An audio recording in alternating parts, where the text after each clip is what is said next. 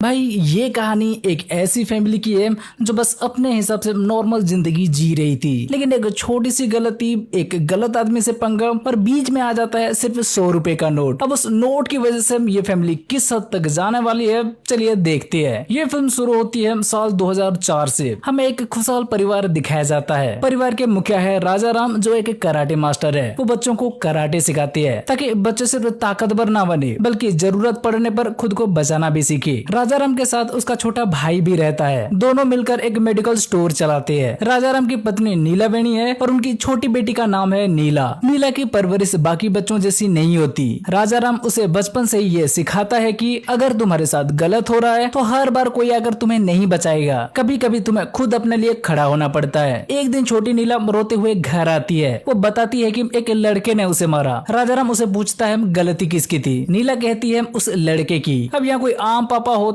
तो शायद बेटी को प्यार से चुप कराता या खुद जाकर उस लड़के को डांटता, लेकिन राजाराम ऐसा नहीं करता। वो नीला से कहता है कि अगर गलती उसकी थी तो जाकर खुद जवाब दो। नीला वापस जाती है, लेकिन अपनी कमजोरी की वजह से फिर से मार खाकर लौट आती है। तभी राजाराम उसे समझाता है कि ताकत सिर्फ गुस्से से नहीं आती, उसके लिए तैयारी चाहिए। अगर आने वाले समय में मम्मी पापा साथ ना हो तब भी तुम्हें खुद अपनी रक्षा करनी आनी चाहिए। और ये बात नीला के दिल में बैठ जाती है और वो अपने पापा से कराटे सीखना शुरू कर देती है। समय के साथ नीला सिर्फ कराटे नहीं सीखती बल्कि उसके अंदर गलत के खिलाफ खड़े होने की हिम्मत भी आती है। जो लड़का उसे परेशान करता था उसे वो सबक सिखाती है। दोबारा भी उसके साथ वैसा हुआ तो वो उसका जवाब मार से देती है, जिसके बाद के बेशक आसपास के लोग शिकायत लेकर आते हैं कि आपके बेटी हमारे बच्चों को पीट देती है, लेकिन राजाराम अपनी बेटी का साथ देता है क्योंकि उसके हिसाब से गलत के खिलाफ खड़ा होना कोई गलती नहीं है। फिर नीला अपना पहला कराटे टूर्नामेंट खेलती है। वो बहुत एक्साइटेड होती है, लेकिन पहला कंपटीशन हार जाती है। हार के बाद उसका कॉन्फिडेंस टूट जाता है। उसे लगता है वो शायद उस खेल के लिए बनी ही नहीं है। तभी राजाराम उसे अपना एक्सपीरियंस बताता है। वो कहता है कि उसने भी अपना पहला कंपटीशन हारा था। हार का मतलब एंड नहीं होता, कई बार असली शुरुआत वहीं से होती है। पापा की बात नीला को फिर से हिम्मत देती है। वो दोबारा मेहनत करती है और अगले कंपटीशन में जीत जाती है। इसी बीच नीला को एक और बात पता चलती है। उसके चाचा बताते हैं कि राजाराम को कराटे किसी और ने नहीं बल्कि नीला वेणी के पापा ने सिखाया था। और मजेदार बात यह है कि राजाराम का पहला कंपटीशन उसी लड़की से हुआ था जो बाद में उसकी वाइफ बनी। नीला हैरान रह जाती है क्योंकि उसे अब तक पता ही नहीं था कि उसकी माँ भी कराटे जानती है। यानी ये परिवार बाहर से जितना सिंपल दिखता है अंदर से उतना ही स्ट्रॉन्ग है। एक रात राजाराम कुछ गुंडों को एक लड़के को बेरहमी से पीटते हुए देखता है। वजह ये होती है कि उस लड़के के पापा ने उनके खिलाफ पुलिस में शिकायत की थी। गुंडे उसी का बदला उस मासूम बच्चे से ले रहे होते हैं। राजाराम उस लड़के को जानता तक नहीं, फिर भी बिना डरे उन गुंडों से भिड़ जाता है और सभी को पीट देता है। नीला ये सब अपनी आंखों से देखती है। वो पापा से पूछती है कि आप उस लड़के को जानते भी नहीं थे, फिर भी उसकी मदद क्यों की। फिर राजाराम उसे जिंदगी का सबसे जरूरी लेसन देता है। वो कहता है कि मदद करने के लिए किसी को जानना जरूरी नहीं होता। अगर हमारी वजह से किसी की जिंदगी बेहतर हो सकती है तो मदद करनी चाहिए। फिर राजाराम अपनी बहन की कहानी सुनाता है। उसकी बहन का नाम भी नीला था। एक समय उसे मदद की जरूरत थी, लेकिन कोई आगे नहीं आया। लोगों की बेरुखी की वजह से उसकी जान चली गई। उसी घटना ने राजाराम को बदल दिया। अब उसके लिए किसी जरूरतमंद की मदद करना सिर्फ अच्छा ही नहीं बल्कि जिम्मेदारी बन चुकी थी। इसके बाद हमें 15 साल बाद की यानी 2019 की कहानी दिखाई जाती है। अब नीला बड़ी हो चुकी है। वो अपने पापा की तरह कॉन्फिडेंट है, लेकिन उसके अंदर अपनी माँ की समझदारी भी है। यानी हर जगह लड़ाई नहीं करनी, लेकिन जहाँ जरूरत पड़े वहाँ पीछे भी नहीं हटना। एक बस में एक बुजुर्ग महिला फोन पर किसी आदमी से मदद मांग रही होती है। उसके पति की मौत हो चुकी है और कुछ गुंडों ने उसकी जमीन पर कब्जा कर लिया है, लेकिन जिस आदमी से वो मदद की उम्मीद कर रही होती है वो उसे डराने लगता है। वो कहता है कि जमीन छोड़ दो क्योंकि सामने वाले लोग बहुत खतरनाक है। बाद में समझ आता है कि वो आदमी खुद उन गुंडों से मिला हुआ है। नीला उसी बस में बैठी ये सब सुन लेती है। जब वो महिला मजबूरी में अपनी जमीन के कागजात गुंडों को देने जाती है तो नीला वहाँ पहुँचती है। वो अकेले ही उन गुंडों की पिटाई करती है और महिला के कागजात वापस दिला देती है। ये सीन दिखाता है कि राजाराम की सीख नीला के अंदर जिंदा है। वो किसी अनजान इंसान की मदद करने से पीछे नहीं हटती।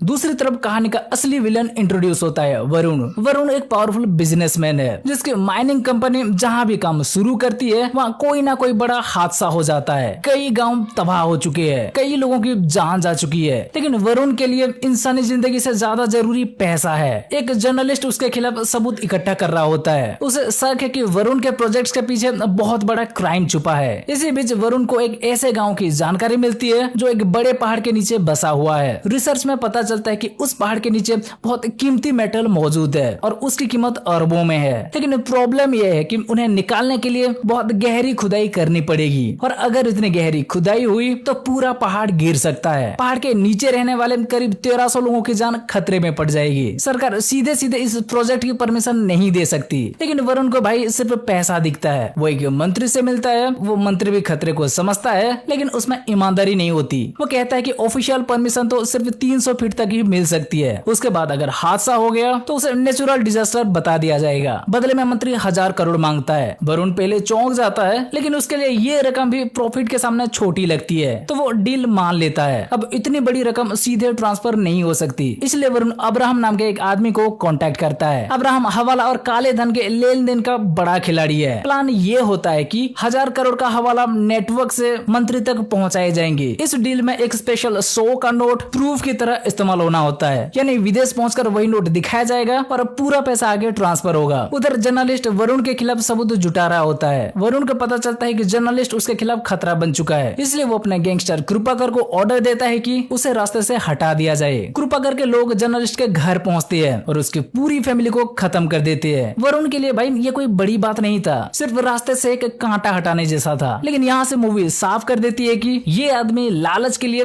किसी भी हद तक जा सकता है। अब कहानी दूसरी तरफ नीला के नॉर्मल जिंदगी पर आती है। नीला को कॉल सेंटर में नौकरी मिल जाती है। परिवार खुश होता है, लेकिन नौकरी के साथ उसे एक अलग तरह की परेशानी झेलनी पड़ती है। उसका मैनेजर लगातार उसे घूरता रहता है और परेशान करता है। एक रात मैनेजर उसका कैब में बैठता है और रास्ते में प्रमोशन और सैलरी का लालच देकर बदतमीजी करने लगता है। नीला उसकी नियत समझ जाती है और बिना ज्यादा लेक्चर दिए उसे बुरी तरह पीटकर गाड़ी से निकाल देती है। भाई यहाँ नीला ने HR कंप्लेंट का इंतजार नहीं किया, डायरेक्ट प्रैक्टिकल ट्रेनिंग दे दी। लेकिन घर पर नीलामणि को चिंता होती है। उसे लगता है कि नीला हर बार किसी न किसी झगड़े में पड़ जाती है। लोग बातें बनाएंगे, शादी में प्रॉब्लम आएगी, लेकिन राजाराम साहब कहता है कि शादी तभी होगी जब नीला खुद तैयार होगी। यानी पापा अपनी बेटी को समाज के डर से छोटा नहीं बनाना चाहता। इसी बीच पुलिस साइड की कहानी शुरू हो जाती है। एक ईमानदार ऑफिसर है इंस्पेक्टर अरुण। जब रात में पुलिस सड़क पर चेकिंग कर रही होती है, इंस्पेक्टर अरुण भी वहीं मौजूद होता है। तभी एक गाड़ी की एक्सीडेंट हो जाती है। पुलिस जब गाड़ी के अंदर देखती है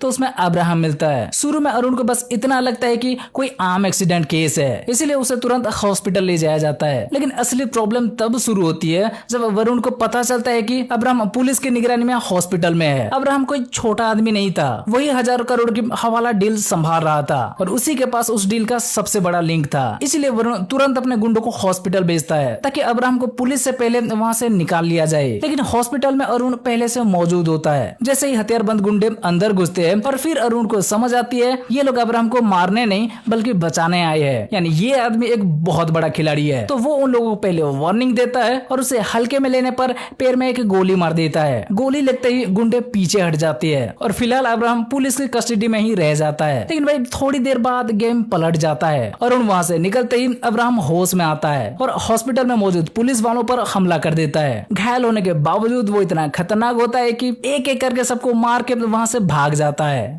अब अब्राहम तो बच निकलता है, लेकिन उसके पैरों में गोली लगी होती है। जख्म बढ़ रहा था, खून बह रहा था और अगर सही ट्रीटमेंट नहीं मिला तो उसका पैर भी खराब हो सकता था। इसलिए वो डॉक्टर से बात करता है। डॉक्टर उसे कुछ मेडिसिन का नाम बताता है और साफ वार्निंग देता है कि दवाई जल्दी नहीं मिली तो हालत बहुत बिगड़ सकती है। अब प्रॉब्लम ये थी कि अब्राहम खुद बाहर जा नहीं सकता, पुलिस उसे ढूंढ रही थी और कृपा करके पुराने आदमी भी पुलिस के नजर में आ सकते थे। तभी कहानी में टॉबी आता है। टॉबी अभी अभी जेल से छूट कर आया था। उसके पास पैसे नहीं थे, घर की हालत खराब थी और उसे किसी भी तरह कृपाकर की गैंग में एंट्री चाहिए थी। कृपाकर भी उसे टेस्ट करने के लिए पहला काम देता है, अब्राहम के लिए वही जरूरी मेडिसिन लाने के लिए। वैसे उसका पुराना गैंग मेंबर्स भी पुलिस के रडार में है, इसीलिए भी कृपाकर टोबी को दवाइयां लाने भेजता है। टोबी एक इलाके में पहुंचता है जहाँ 2 मेडिकल स्टोर्स होते हैं। एक दुकान पर नीला बैठी होती है। टोबी को लगता है कि लड़की को डराना आसान होगा, तो वो बिना प्रिस्क्रिप्शन के दवाइयां मांगता है। नीला मना कर देती है है। टोबी चाकू निकालकर डराता है तो इस बार नीलम अपनी माँ की बात याद करती है।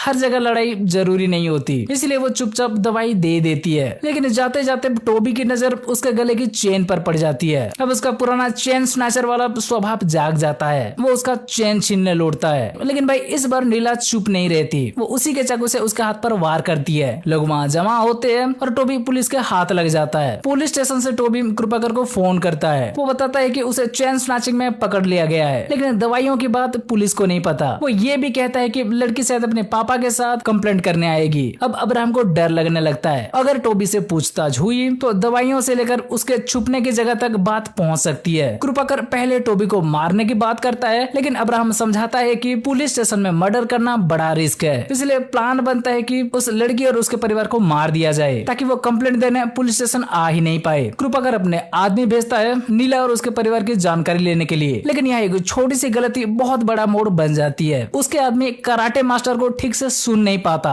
और हेडमास्टर समझ लेता है। वो कृपाकर को बताते हैं कि लड़की का पापा कोई मामूली हेडमास्टर है, माँ सिलाई करती है और परिवार बिल्कुल सिंपल है। कृपाकर को लगता है कि काम आसान है, लेकिन भाई जिसे ये लोग सिंपल फैमिली समझ रहे थे, असल में पूरा मार्शल आर्ट्स का पैकेज निकला। उस रात कृपाकर के 5 आदमी नीला के घर में घुसते हैं। जैसे ही वो हमला करने की कोशिश करते हैं, नीला बच जाती है। फिर घर के अंदर जोरदार फाइट शुरू होती है। राजाराम, नीलावेणी और नीला तीनों मिलकर 5 गुंडों का सामना करते हैं। यहाँ पहली बार हमें नीलावेणी को फाइटर रूम में भी देखने मिलता है। तीनों मिलकर सभी गुंडों को मार गिराते हैं, लेकिन असली प्रॉब्लम तो अब शुरू होती है। 5 लाशें घर में पड़ी है। पुलिस के पास जाने का मतलब होगा लंबा केस, बदनामी और नीला के फ्यूचर पर सवाल। डर और मजबूरी में परिवार उन लाशों को घर के पीछे एक गड्ढे में दफना देते हैं और केस वापस लेने की सोचते हैं। उधर अब्राहम को पता चलता है कि कृपाकर का भाई उसके पर्स से वही स्पेशल 100 का नोट लेकर गया था, वही नोट जिसके सारे 1000 करोड़ की हवाला डील पूरी होनी थी। मतलब गलती से उनका पर्स बदल गया था। अब्राहम और कृपाकर दोनों घबरा जाते हैं। कृपाकर अपने भाई को फोन करता है, लेकिन कोई रिस्पॉन्स नहीं मिलता।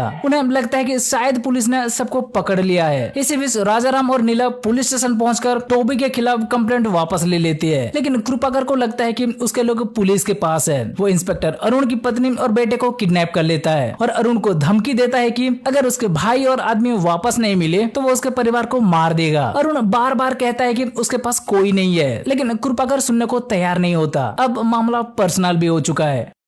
दूसरी तरफ अब्राहम अपने तरीके से सच पता लगाना शुरू करता है। वो एक पुलिस वालों को पकड़कर पूछताछ करता है। उसे पता चलता है कि कृपाकर के लोग पुलिस कस्टडी में नहीं है, और ये भी पता चलता है कि कंप्लेंट वाली लड़की का पापा कोई हेडमास्टर नहीं बल्कि कराटे मास्टर राजाराम है। बस यही अब्राहम के दिमाग में शक बैठ जाता है। वो समझ जाता है कि कृपाकर के लोग उसी परिवार के पास गए थे और वहीं से गायब हुए हैं। अब्राहम सीधे राजाराम के घर पहुंचता है। उस समय राजाराम घर पर नहीं होता, पर घर की टूटी हालत और फाइट के निशान देखकर अब्राहम समझ जाता है कि यहाँ कुछ बड़ा हुआ है। वो नीलावेणी और नीला पर हमला कर देता है और भाई वो यहाँ पर दोनों पर भारी पड़ता है। वो दोनों को बुरी तरह घायल कर देता है। तभी राजाराम घर पहुंचता है, लेकिन अब्राहम उस पर भी भारी पड़ता है। लगने लगता है कि अब उस फैमिली का बचना मुश्किल है। लेकिन तभी भाई नीला के चाचा आते हैं और जो ट्विस्ट देखने मिलता है ना, सही में ये काफी बढ़िया था। असल में राजाराम के भाई भी कराटे में माहिर निकला। मतलब इनका फैमिली में कोई भी सिंपल नॉर्मल नहीं है। खैर उसके आते ही फाइट का बैलेंस बदल जाता है।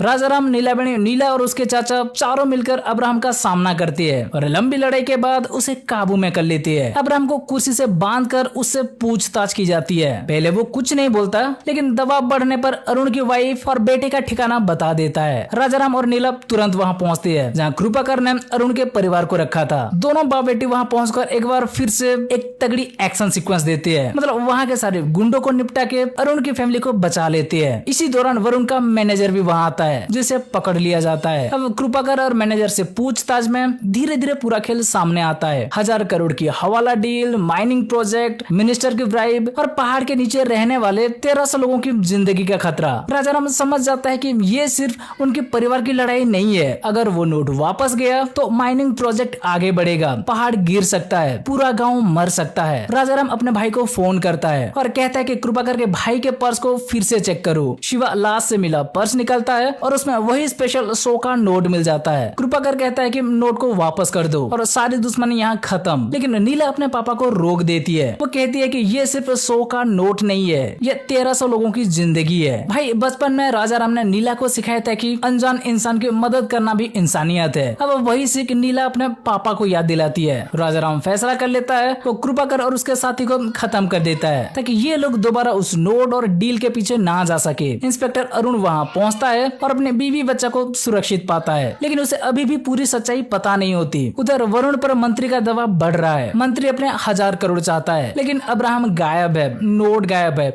और डील अधूरी है। वरुण अपने आदमियों को इन्वेस्टिगेशन में लगाता है। सीसीटीवी फुटेज में उन्हें कुछ लोग देखने भी मिलते हैं। राजा राम भी अपनी तरफ से हालात समझ चुका है। उसे पता है कि वरुण के पास पैसा है, गुंडे हैं, राजनीति का साथ है। अगर वो जिंदा रहा तो ये खतरा कभी खत्म नहीं होगा। इसलिए वो सोचता है कि सिर्फ अपना बचाव करने से परेशानी कभी खत्म नहीं होगा। इस प्रॉब्लम का असली जड़ को ही खत्म करना पड़ेगा। अब पहले तो ये लोग अब्राहम को भी जिंदा दफना देते हैं ताकि वो फिर किसी के लिए खतरा ना बने, और फिर क्लाइमैक्स की खेल शुरू करती है। वरुण अपने सैकड़ों आदमियों को राजाराम के घर भेजता है। उसे लगता है कि उसके गुंडे इस परिवार को खत्म कर देंगे, लेकिन राजाराम और नीला पहले ही चाल चल चुके होते हैं। घर पर नीलावेणी और शिवा गुंडों का सामना करते हैं और दूसरी तरफ राजाराम और नीला सीधे वरुण के अड्डे पर पहुंच जाते हैं। यहाँ फिल्म का सबसे बड़ा एक्शन सीक्वेंस शुरू होता है। वरुण के आदमी एक एक करके गिरते जाते हैं। राजाराम का एक्सपीरियंस और नीला की स्पीड दोनों मिलकर दुश्मनों पर भारी पड़ती है। लंबी लड़ाई के बाद दोनों वरुण तक पहुंचते हैं। वरुण पहले तो इन पर भारी पड़ता है, लेकिन वो विलेन है, उसे हारना पड़ेगा, तो वो हार जाता है। राजाराम और नीला मिलकर वरुण को खत्म कर देते हैं। वरुण के खत्म होते ही उसका माइनिंग प्रोजेक्ट भी रुक जाता है और पहाड़ के नीचे रहने वाले 1300 लोग एक ऐसे खतरे से बच जाते हैं जिसके बारे में उन्हें पूरी तरह पता भी नहीं था।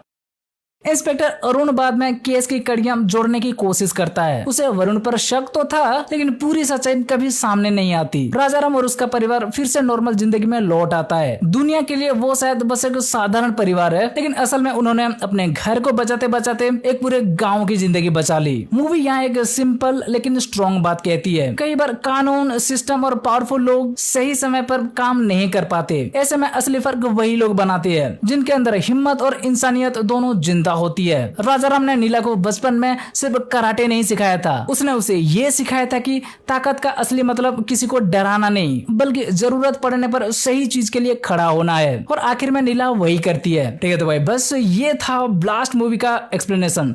अब अगर आपको ये वीडियो अच्छी लगी हो तो वीडियो को लाइक, शेयर और चैनल को सब्सक्राइब कर दो। चलो फिर मिलते हैं अगले वीडियो में। बाय।